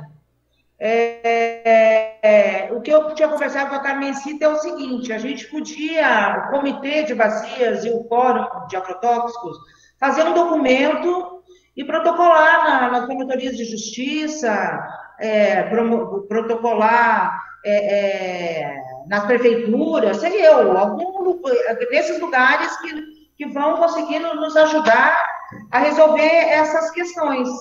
Porque a gente tem conhecimento de municípios do interior, as prefeituras têm uma lei, alguma coisa que proíba essa aplicação de defensivos, de agroquímicos, no entorno das áreas urbanas, né? Então, eu acredito que a gente podia fazer um para a nossa bacia toda, para todos os nossos municípios. Doutora Ari, voltou a solução. Voltou. É porque alguém desligou meu microfone por causa do número de participantes. Mas eu estava falando com a... Com quem que eu estava falando? Com a Carmencita, era? Cadê? Isso. É o seguinte, Gente, eu saí e voltei, e era um negócio tão bacana. Tá, sobre a capina. Eu também concordo que nós temos que combater a capina com agrotóxico na cidade, tem que acabar isso. Eu só não sei se a capina mecânica, minha prezada, é a melhor saída, sabe por quê? Porque ela custa demais, de mês em mês tem que capinar, sabe? É um rio de dinheiro que vai embora. Eu acredito que se o comitê, junto com o Fórum de Combate aos Agrotóxicos, sugerir a tal da capina elétrica, eu já sei de iniciativas bem interessantes pelo país. Eu não sei se também é uma outra coisa que é ruim, eu não sei se vocês concordam comigo. É só um troço que eu vi e que parece assim, inicialmente é um valor mais alto, mas você faz 1 ou 2 vezes por ano, e aí já resolve o problema. Né? Então, eu acredito que a capina elétrica, partindo dos 2 colegiados, eu não sei, porque a pertinência temática do comitê tem a ver diretamente com os agrotóxicos, inclusive no setor urbano, porque as águas da chuva, em Rondonópolis, por exemplo, leva tudo para o... Não é, Igor? Você está concordando comigo aí? Eu acho que os 2 colegiados poderiam sugerir isso. O que vocês acham? Com certeza, doutora Ari. Totalmente verdade, senhor doutor. Então, pode constar, se a Carmencita aceitar, a sugestão, né? Quem sou eu? Só sou uma técnica, aliás, né? A gente tem uma necessidade, nós temos um compromisso de contribuir para esclarecer, né, as comunidades, esclarecer o setor de saúde pública. Ei, doutor Ari, não tem nada contra, só assim, às vezes a gente se assusta um pouco, mas acho que pode ser bem viável. Isso aí teria que vir de um outro técnico, né, para explicar. Mas eu acho que não precisar. A ideia, acho que a provocação vindo do comitê e do fórum, acho maravilhosa, entendeu? E ali eu já aproveito, porque aqui tem alguns representantes, por exemplo, que podem pedir um dia de campo aí para uma demonstração dessas, porque serve também para arredores de hidrelétrica, serve para arredores de plantação de grande escala de soja, etc. Então, o pessoal da área que está no comitê pode ajudar nisso também. Eu posso, talvez, tentar viabilizar uma demonstração, que eu conheço as pessoas de fora daqui que estão trabalhando com isso. Então, se ficasse a sugestão, eu acho que seria já um começo bem interessante. Muito bom. Ótimo. É muito bom. Inclusive, também a gente poderia fazer umas palestras, né? De repente. Só que o problema é que a gente está nessa pandemia aí e não tem... Eu gostaria que fosse tudo presencial, mas está meio complicado. Regina, vamos prestigiar a Carmencita como representante, inclusive para a gente poder lembrar do nome dela e lembrar do fórum que realmente não teve as audiências depois que a doutora Vanessa foi embora, né, Carmencita? Vamos ver se a gente dá uma provocada lá para ver se a gente consegue fazer uma reunião nesse começo de ano já. Aí vamos prestigiar a colega e colocar a sugestão na ata, tá bom? Sim. Doutor Leonardo, ele se dispôs a estar conosco em São Pedro da Cipa, mas foi um pouco tumultuado o final de ano passado, né, por conta de eleições e toda essa pandemia. Então, para a gente dar um encaminhamento, Carmencita, a gente gostaria que você, então, provocasse uma reunião do fórum com a presença do Comitê de Bacias, tipo assim, para a gente tomar umas providências em relação a esse documento, para a gente elaborar, inclusive também a questão do que o promotor falou, do dia de campo lá, uma prática, eu acho que seria importante. Provocar na região a questão da capina elétrica, né? Isso. Eu acho que é muito válido, né? Eu acho que é interessante. E também está passando, né, meus colegas aí, prezados amigos, passando essa história da aviação, da pulverização aérea. Isso aí já não era mais para ter. Tem hora que eu até fico assim, falo, meu Deus, não era mais para ter pulverização aérea. E a gente teve em Jaciara, em São Pedro, nós tivemos, está tendo.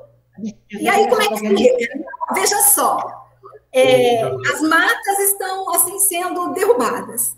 Aí vem esses vírus, saem daqueles animais, eles estavam lá, quietinhos, nós mexemos em tudo. Tudo isso são argumentos que podem ser usados para convencer os nossos munícipes, os nossos prefeitos, os nossos representantes nas câmaras de deputados. Nós não podemos mais, porque essa produção aí que se quer tirar vantagem que ela está matando a fome, não é bem assim. A fome está aí e ela está aumentando. Então, eu creio que é uma revisão mesmo de atitude de todos nós. Não estamos aqui para condenar ninguém, mas vamos pedir a campo a colaboração dos grandes produtores, principalmente. Inclusive, eu estava lembrando agora que a gente poderia conversar com o pessoal de Indéia para ver qual que é o protocolo que eles têm em relação a essa pulverização aérea no entorno de cidades, no entorno de áreas urbanas. O seu Joel, ele está falando aqui, explicando. O seu Joel, o senhor quer falar alguma coisinha? Eu quero falar, sim. Eu vejo essa questão de agrotóxicos defensivos, até o pessoal no grupo aí, uma brigaiada constante, né? Bastante coisa de ideologia, né? Eu acho que, assim, o produtor, isso aí é uma coisa que ninguém quer fazer. Quando você planta uma cultura e vem uma praga lá te destruindo a lavoura, se não tomar uma atitude, você está falido. Então, você tem que ter toda uma tecnologia para isso. Ou produto biológico, ou químico. E simplesmente proibir, tem que dar alternativa. Quanto à pulverização ao redor de aglomerações de animais, ou de povoados e rios, já existe a lei, a ideia é 90 metros, vai para cumprir. E a aérea é 250 metros, tem que cumprir. A ideia tem que fiscalizar, notificar, reduzir a área de plantio, né? Aí o produtor tem que fazer um outro cultivo que não vai pulverização, inclusive nem biológico é permitido aplicar a 50 metros, né? Você tem que plantar o quê, né? Esses 90 metros. Você torna uma área perdida, né? Plantar eucalipto, alguma coisa. Então, assim, o pessoal acha que o futuro gosta de fazer isso aí. Ninguém gosta, isso aí é gasto, é pesado, mas, por exemplo, tem doença de ferrugem, tem alguma coisa biológica para ferrugem? Vou dizer não. Ter cervejas não tem nada biológico ainda. E o uso de biológicos está cada vez maior. Inclusive, com produção no farm, que é bem mais viável, que você comprar o biológico pronto, que é caríssimo.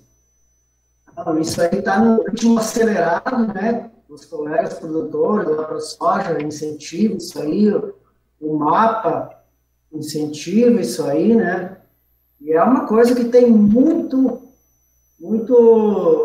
a conhecer, porque são inúmeras bactérias, são vários, né, patógenos, e a pesquisa ainda está atrás, está correndo atrás, né? Na verdade, o produtor está fazendo pesquisa. Então, muitos produtores que eu conheço, a gente já tenta fazer lavouras 100% biológico, mas não conseguiu chegar lá ainda, né? Então, quanto à questão de capina mecânica ou química que vocês falaram, não sei se é no meio urbano ou no meio rural. Bom, no meio rural, eu acho que é impossível isso aí, né? Inclusive, daí tu vai entrar em outro problema, que é a erosão do solo. Quando você fala em plantio direto pressupõe você deixar a camada de palhada na superfície para proteger o solo e não dar erosão, né? Então, ali não existe plantar sem pulverizar. É glifosato o produto que existe, né? Então, tem que ter alternativa. Eu não conheço essa capina elétrica, acho que eu vi alguma coisa. Há muitos anos eu vi uma capina com fogo, né, que o cara lá inventou, o professor Pardal inventou lá um bujão de gás que queimava as ervas, né? Isso pode ser uma coisa muito perigosa, né? Então é só essa contribuição que eu quero dar aí, né? Obrigado, professor Joel. É claro que toda essa questão ideológica, assim, eu realmente acabo me afastando dessas discussões e tal. Eu acho que a gente tem que focar na proteção incondicional do meio ambiente e na proteção incondicional da vida, né? Então, são coisas que são compatíveis quando a gente trabalha com responsabilidade, né? Respeitando a ciência, respeitando os usos e costumes populares também, a gente acaba avançando. Mas eu estava olhando aqui para o senhor e para o seu nome e lembrando que talvez a gente até conseguisse fazer algum tipo de demonstração nas propriedades do seu grupo, sabe? Essa questão da capina elétrica, ela já está acontecendo em outros estados, inclusive como uma alternativa de custo parecido com a do agrotóxico e com um efeito melhor, sabe? Com um efeito melhor, porque aquela planta que é matada com a capina elétrica, a volta dela, a germinação dela parece que é mais dificultada, sabe? Então, talvez seja algo para a gente... eu tenho certeza que se de repente o concessionário desse tipo de serviço, o detentor desse tipo de patente, conseguiu uma entrada no meio da produção privada, de repente para o poder público sai até mais barato, né? Talvez a gente consiga alinhar alguma coisa aí. Tá? Eu gostaria de conhecer esse método. Também existe um outro método que é com eletricidade, mas onde já houve lançamento de máquinas, mas não deslanchou. Então, ele se baseia em cargas opostas eletricamente. Então, a molécula do herbicida, do fungicida, ou seja lá, inseticida, ela se prende, ela é carregada eletricamente e ela se prende na planta. Então, com isso você teria uma efetividade maior, né? Mas isso já teve máquinas lançadas, mas não emplacou. Agora, tem essa capina elétrica aí... A capina mesmo, é como se fosse uma roçadeira de arrasto, sabe? Ela sai matando mesmo a planta. O Marcos da Ipaer, ele colocou um link aqui demonstrativo de como funciona a capina elétrica. É um vídeo rapidinho, eu vou apresentar para vocês aqui, só um momentinho, 2 minutinhos. Só para adiantar para vocês, eu conheço o rapaz que tem a patente no Mato Grosso do Sul. E eu acho que ele vai trazer para cá também, para o Mato Grosso. Eu tenho conhecimento dele. Esse aqui é o...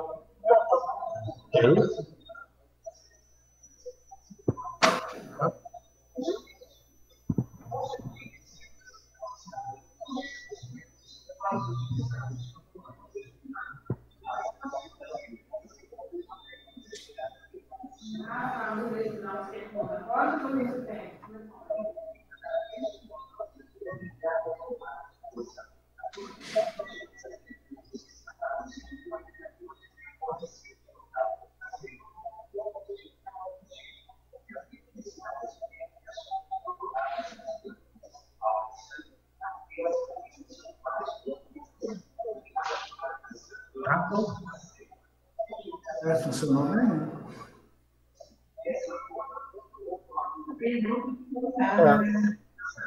Desse jeito é interessante porque fica o produto, não vira cinza, né? É bom. Sim.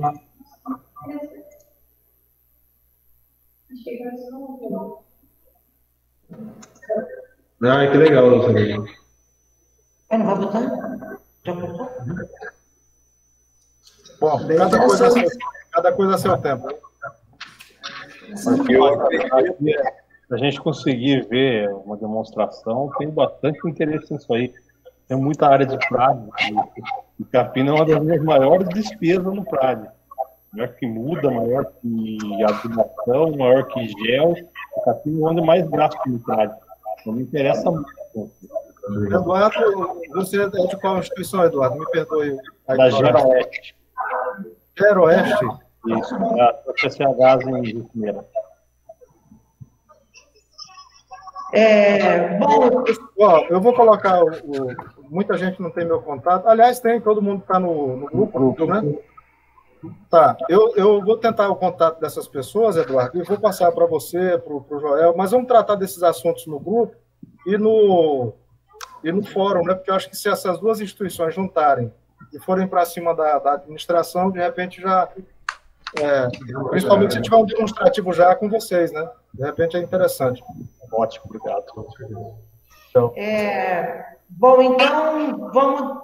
Carmencita, você quer falar mais alguma coisa? Não sei se ela saiu. Então, vamos dar, então, um andamento, né? Dessa forma, a gente vai fazer um documento em conjunto aí, CBH e o fórum. Aí a Carmencita vai entrar em contato com eles, né, Carmencita, para a gente fazer uma reunião e já tentar elaborar um documento para a gente encaminhar. E também, de repente, seria importante a participação do INDEA, né? O que vocês acham?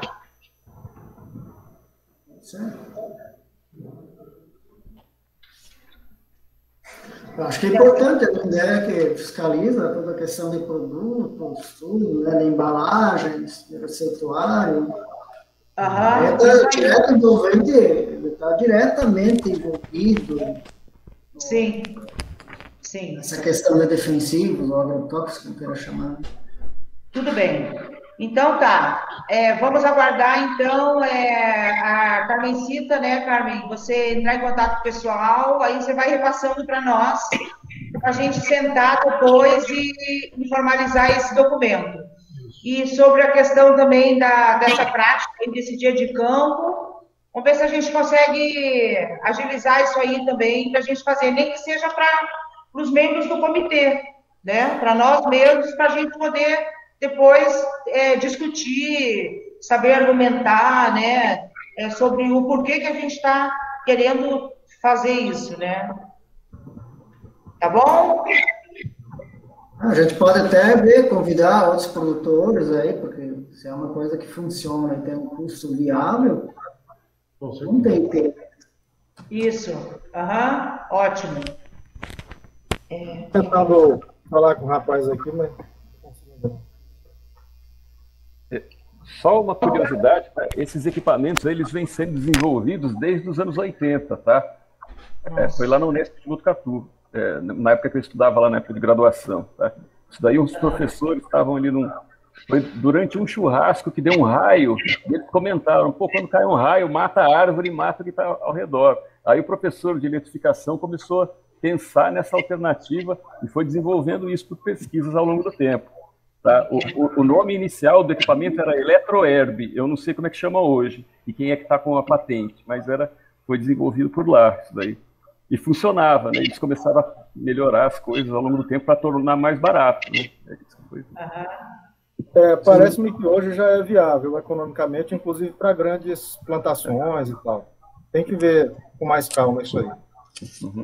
Marquinhos, tem que falar para o seu professor fazer chover agora, viu? Que raio eles já estão fazendo. Agora tem que fazer chover, rapaz. Mas o encaminhamento que vai ficar, qual é exatamente, Regina? Vai aguardar alguma publicação? Então, vamos aguardar a Carmencita entrar em contato com o pessoal do fórum e para a gente marcar uma reunião para a gente redigir esse documento em conjunto, que eu acho importante. Entendi. O Eduardo, que se mostrou bastante interessado, eu vou tentar, Eduardo, encontrar o contato. Vou passar o seu contato para esse pessoal, para vocês conversarem entre vocês, tá? Maravilha, gratuito. Beleza. Ótimo. Inclusive, só complementando, mesmo na tecnologia, equipamento tradicional, hoje tem muito que ganhar tecnicamente, né? Porque depende de como a pessoa pulveriza, você tem um tipo de arrasto, um tipo de efetividade, um tipo de volatilidade do produto.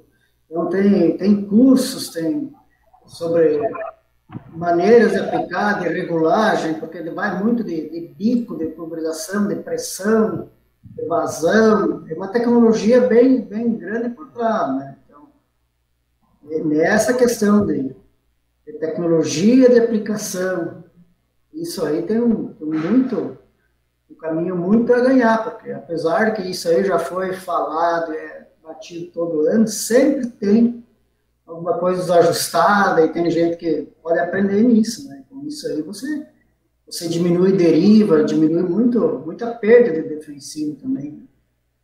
Complementando, né? Porque mesmo a pulverização tradicional é usada na Europa, né? Lá não tem 90 metros, né? O que eles fazem lá é um pouco diferente, né? Eles têm uma vazão bem maior do que no Brasil e com uma pressão bem baixa, né?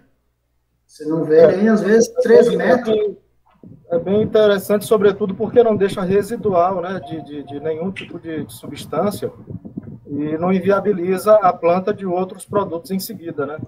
Acho que é bem interessante. É bem interessante. Concordo. Legal, obrigado, Joel, obrigado, doutora Eri. Regina vai falar agora sobre as datas comemorativas que a gente vai estar podendo, esse ano, utilizar para elaborar a educação ambiental. Então, o pessoal da GEFAC tinha encaminhado para nós o calendário de datas comemorativas alusivas ao meio ambiente. Então, eu separei aqui umas datas tradicionais, que são várias, né? Eu coloquei Dia Mundial da Água, 22 de março, Dia Mundial do Meio Ambiente, dia 5 de junho, Dia da Árvore, 21/9. Então, o que eu queria? Era da gente ver, se todo mundo concorda, da gente fazer atividades em relação às datas aqui. O dia que for a data, a gente fazer alguma atividade em relação ao meio ambiente. Só para deixar, para todo mundo se concorda da gente fazer isso. E também, outra pauta aqui que ficou com informes é que o comitê também tem interesse em participar nos municípios das nascentes, dos nossos municípios que fazem parte da bacia, trabalhar com as nascentes urbanas. Então, isso é um projeto futuro que a gente tem interesse de trabalhar, inclusive a gente está com o município de Alto Garças, a Sueli que está fazendo parte da nossa reunião, viu, Sueli? A gente queria agradecer a presença de vocês. Eu acredito também, eu coloquei o nome aqui da Felícia Misalti, que eu acho que é sua suplente aí, né? Ou é titular suplente, ou suplente titular, não estou lembrada, mas a gente quer dar boas-vindas, tá? Inclusive o Oscar, lá de Itiquira, ele se mostrou interessado da gente trabalhar lá no município também. Então... A partir do momento que a gente esteja concluindo os projetos de Jusmeira e São Pedro da Silva, a gente vai indo abrangendo outros municípios que estejam... Aí, caso alguém queira, tenha necessidade de trabalhar com essas nascentes, informe para a gente que a gente vai dar o possível para estar ajudando a todos. Isso aí, tá bom? Bom, assim a nossa reunião encerra-se às 4h09.